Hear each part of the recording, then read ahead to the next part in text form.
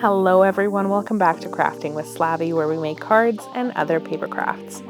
In today's card video, we're going to be making this adorable scalloped box card pop-up using these papers, which are from the, Perfectly Plaid Remix palette, the petite version of the paper pack that came out in February from Lawn Fawn. And I'm using a combination of Baked with Love and A Creature with Stirring, as well as a few of the mice from Dandy Day to round out my mouse collection. These pieces here are from the Scalloped box card pop-up, and they make like these little banners, which are really, really cute. And then over there on the top left, you can see these little flags, which I decided it would be a lot of fun if I heat embossed happy birthday on them, because it's a card for a friend of mine. And I do have a story about my friend that I'm giving this card to, so I'll get to that in a little bit.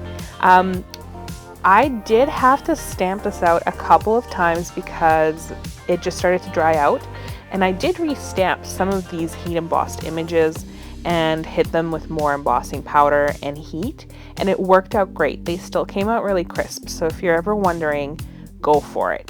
And then I attached them to a piece of low-tack tape, and I went at them with my Candied apple distressing here to kind of make them a more interesting color.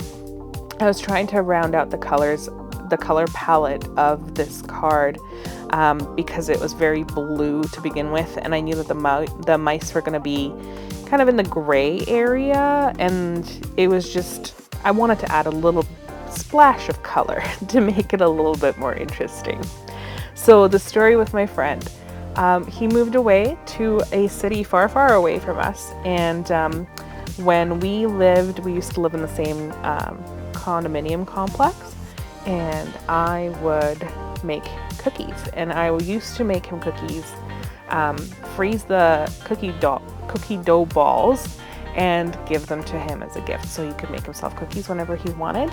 But with him living so far away, it's just not really feasible for me to do that. So I actually have another friend who lives really close to where he does, which I figured out a couple weeks before his birthday, and I thought it would be perfect to make him this card and order him some cookies. So I managed to get both delivered to his front door same day, and I called my other friend, my surrogate cookie maker, so that he could have cookies on his birthday. It was very cute. I just wanted to share that story with you guys because I love it. I love sharing my baking and my card making, so I hope you guys enjoy it as well. Now, I left a lot of the footage of this coloring in here because Baked with Love is a new set for me, and I absolutely love, love, love this mixer. It reminds me of my own KitchenAid, which is also red, has a metal bowl like the one I've colored here, and I just, as I mentioned, I love to bake. I haven't shared that on this channel before, but I really do. It's a thing. It makes me really happy. Now, this card, I struggled a little bit with the coloring, mostly because I felt like, because I'm trying to limit how many colors I use in my coloring. However, this is an example of where I should have gone with more colors because it ended up being a little bit bland for me, which, I mean, at the end of the day is fine, but I feel like the colors could have definitely popped a little bit more on this card. Okay, I'm going to let you watch the rest of this coloring process. Before I take off, I wanted to let you know that the embossing powder that I used for my sentiment was it was called Sunflower. I've linked it below. It is unfortunately a discontinued embossing powder, but you can find a lot of different, it's this kind of like orangey yellow. If we're looking at distressings, it kind of reminds me of mustard seed a little bit, and I really like it. Okay, and then I also used Harold's ABCs for that greeting, and I think that's about it. There's a couple different colors, but you could see them and they're linked below. All right, enjoy the coloring, you guys.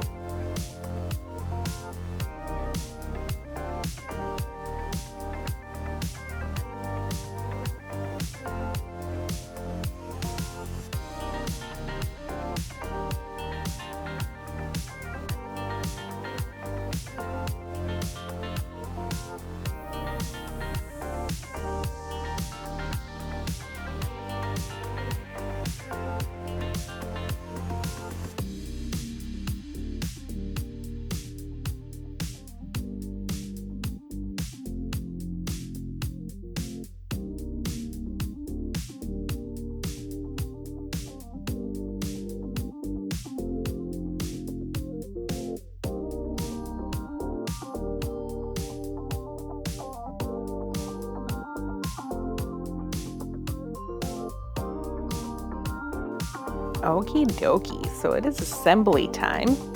So with the petite pack of the Perfectly Plaid Remix paper, I didn't realize, well, I mean, I kind of did, but I didn't clue into the ramifications of this until about here, that the back side of these papers is blank.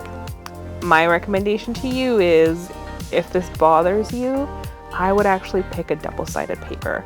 I believe the 12 by 12 pack is double-sided. I have to double check.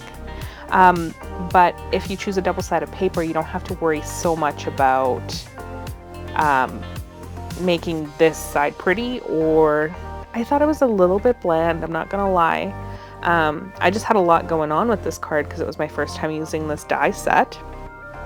And yeah, I kind of went a little bit overboard with my embellishments as well, because there's just so much real estate on this card, but I don't think you necessarily have to use it all.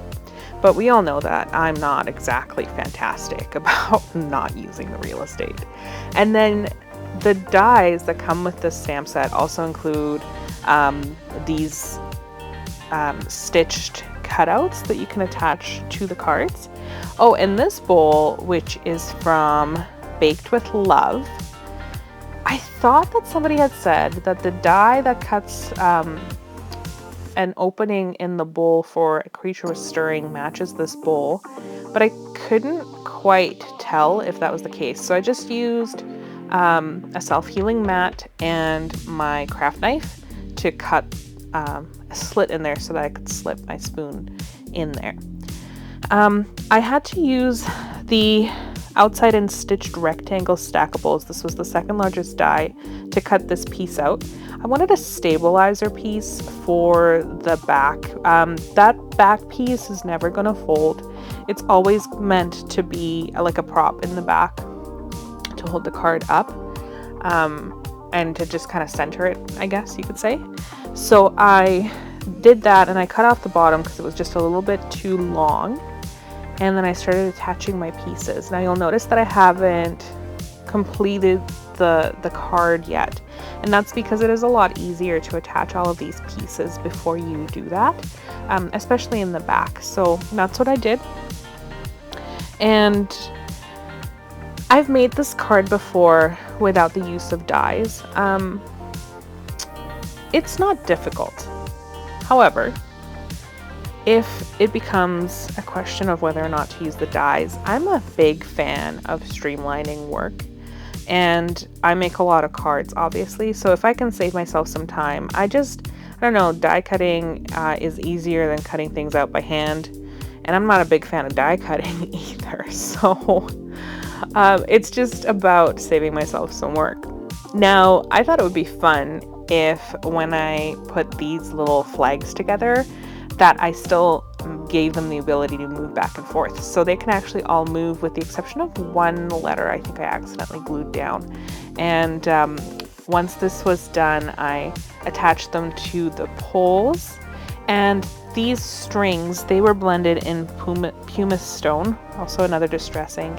The poles were blended in Vintage Photo. And let's see, the green that I used for these panels is Shabby Shutters, which is a new, recently discovered favorite of mine. I like it. It's very subtle, and I've seen some really great color combinations with it over the last few weeks on the Lawn Fawn channels, so I'm going to definitely have to check it out. And I started adhering all the pieces just using my my liquid glue. With this card, because when it's folded, it is an A2 size, you want to make sure that none of your little guys are sticking out, especially with the banner. I didn't want it to be any taller than it is right now because I did have to mail this. Like I mentioned, my friend lives far away.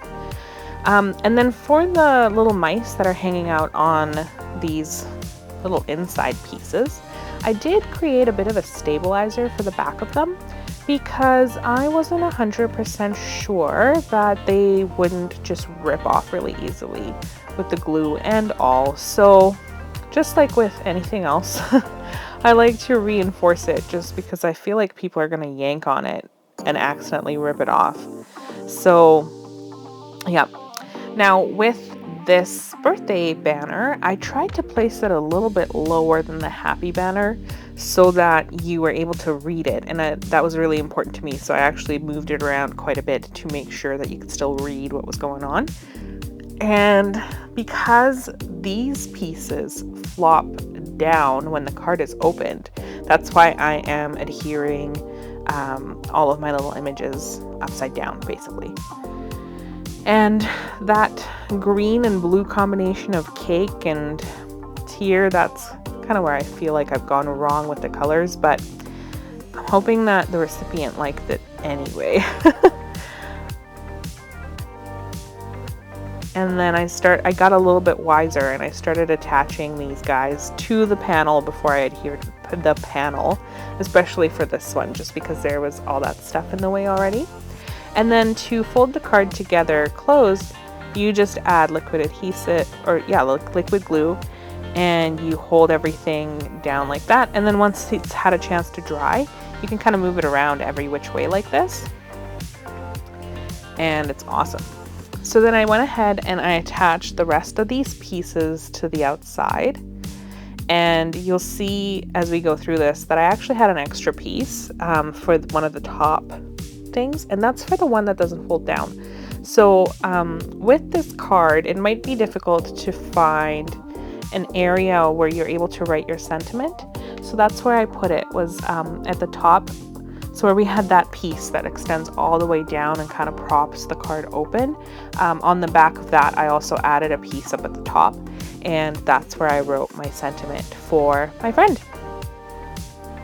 And I thought it was really cute. So on the outside of the card, you see these mice preparing to bake cookies. And then when you open up the card on the inside, they're carrying them to the oven to be baked. And then they're coming out of the oven and they're enjoying a couple of the cookies while they're also serving them up on a platter. So that's the card. I want to thank you so much for joining me today. I seem to have run out of things to say before the card is over. So I think this is the second week in a row. If you have not yet, please consider subscribing. And if you have, thanks so much for joining us again this week. And I will see you in the next one. But before I go, I wanted to let you know, if you've noticed in the images that there's extra stamping on the back, then you are correct, because I actually goofed when I made this card. So I normally use a MISTI, you know this, but for whatever reason, my paper wasn't aligned properly when I was putting this card together. So I stamped it just totally wrong. And there was like a shadow stamp, and so all I did was I flipped the paper over and I stamped again, guys. That's all I did. It was great. Just moving on, right? Fixing your mistakes and moving on. And this is the finished card. Again, thank you so much for joining me. This is Slavie from Crafting with Slavie, and I'll see you in the next video. Thanks so much. Bye.